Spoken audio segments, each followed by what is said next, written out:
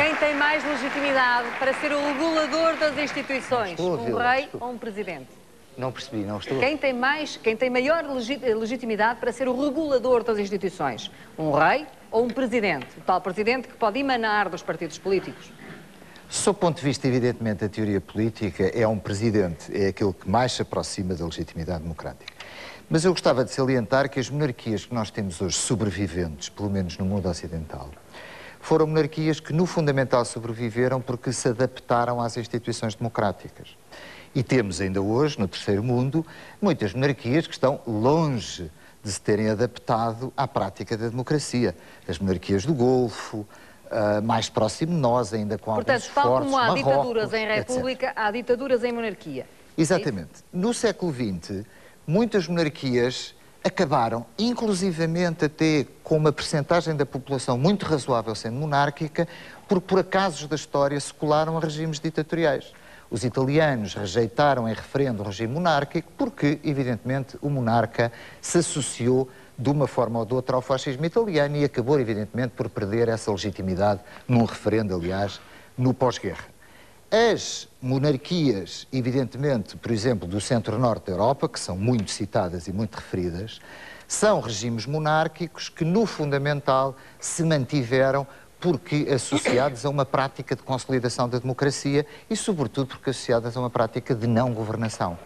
Portanto, eu diria que, em Portugal, nós temos que pensar, sobretudo, tendo em vista a precocidade do nosso regime republicano, tendo em vista que, durante muitos anos, inclusivamente, a monarquia foi um ponto de clivagem direita-esquerda. Não há dúvida nenhuma que uma parte muito significativa dos monárquicos portugueses se situavam à direita e no mundo conservador e os republicanos à esquerda.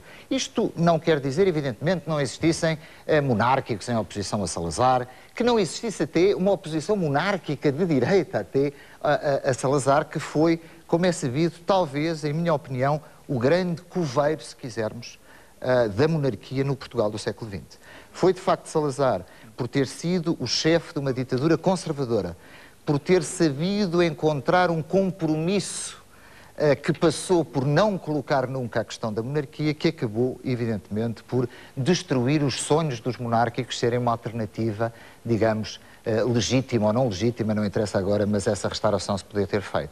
Portanto, nós devemos interrogar sobretudo num país como Portugal, que é um regime democrático, que vantagens é que eventualmente teríamos em restaurar a monarquia? Houve dois argumentos que foram utilizados. A representação do Estado ao nível Exatamente. da preservação de uma identidade para o futuro. Dos dois argumentos. E uma regulação, segundo as pessoas os monárquicos que aqui estão, uma regulação, digamos, mais isenta ainda, Exatamente. se é possível dizê-lo, porque não emana dos partidos. Exatamente. Comecemos pela soberania. Eu creio que a questão da tradição, a questão da soberania, o manter a independência nacional, o ser um símbolo, digamos, da unidade nacional, é algo que, por acaso, até no caso português, a monarquia teria relativamente poucas funções. Porquê? Em primeiro lugar, porque Portugal é um país muito homogéneo. Portugal é um país que tem uma identidade nacional muito forte, que não tem problemas de identidade nacional, ao contrário do que nós possamos pensar. E, portanto, nenhuma vantagem em ter um rei dos belgas, em ter eventualmente um regime federal com fortes tensões regionais, em que o rei, por exemplo, enquanto figura tradicional, cultural, possa ser um símbolo e garante dessa como o caso unidade da Espanha. nacional. Não é o Castro caso. Henriques. Então, em que é que ficamos? Segundo António Costa Pinto, o país não tem problemas de identidade nacional profundos e um rei não traria qualquer vantagem neste momento ao país. Eu gostava de fazer uma inflexão no debate, um pouco na linha do que fez aqui o António Sousa Cardoso, da questão dos princípios para as questões dos problemas concretos, porque creio que é isso que interessa num programa como este. E quando ouvia as declarações do Dr. António Reis e Medeiros Ferreira, que aliás pelos quais tenho grande estima intelectual, fiquei surpreendido que eles não referissem uma única vez a União Europeia. Fala-se da República Portuguesa como se fosse uma espécie de ilha no meio da Atlântida. Ora, o certo é que desde os tratados de Maastricht, de Nice e de agora de Lisboa, essa mesma República Portuguesa... Perdeu soberania? Penso que isso é mais ou menos indiscutível. Podemos discutir o significado... Deveria ser a República Portuguesa da Europa?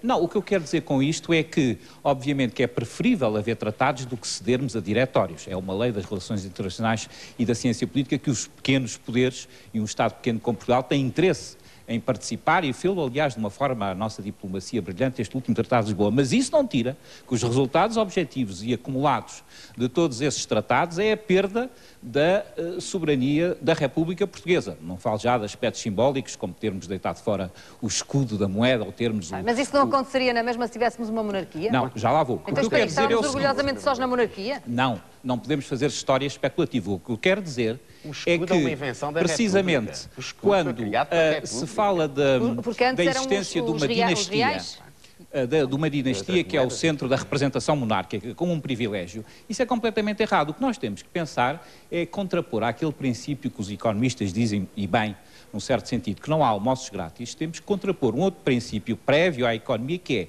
pois é, mas há coisas que não têm preço. Por exemplo, nós sabemos a nossa língua portuguesa sem preço. Temos uma família, não pagamos por ela.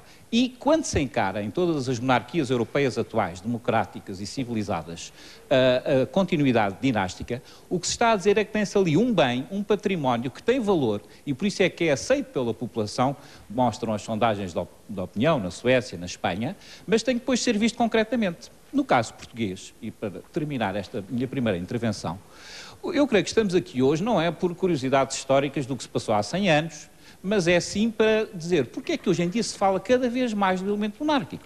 Porque é que, havendo uma formação da vontade política através dos partidos, e muito bem, e que é muito estável, em termos europeus, a repartição pelos principais partidos do arco parlamentar, havendo programas entre os quais os portugueses podem escolher, havendo líderes sobre os quais se pronunciam e que dentro do sistema partidário podem mudar, porque é que vão aparecendo movimentos cívicos, e eles estão a aparecer, novos partidos, tensões dentro dos partidos existentes e a certa altura, no meio de todas estas novas oportunidades de cidadania que surgem, surge a ideia da monarquia. Porquê? Quanto a mim, porque as pessoas estão à espera de um sinal, não para fazer coisas românticas, de mudar de sociedade, muito menos regressar ao passado, e muito menos pôr em causa a democracia. Isso é preciso que se diga. Então? Há uma certa... Mas sim, para dizer que esse bem que não tem preço, essa herança que vem dos reis de Portugal e que hoje são representados, penso que dignamente, é o que diz a opinião pública, porque há uma sondagem muito grande entre aqueles que se dizem diretamente monárquicos, que é 12,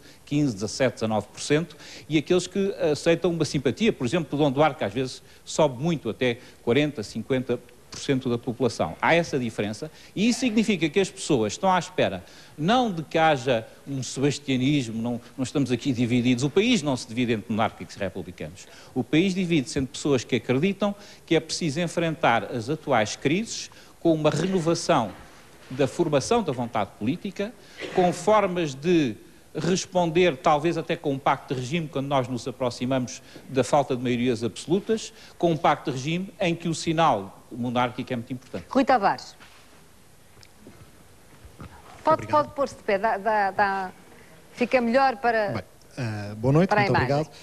Eu creio que ainda bem que saímos rapidamente de um debate comparativo entre repúblicas más como Cuba e monarquias, que também as há más, como a Arábia Saudita. Ou seja, não faz sentido que ambos os lados aqui discutem monarquias democráticas, repúblicas democráticas. E quando muito o que nos pode interessar é o que é mais democrático, comparando estes dois regimes.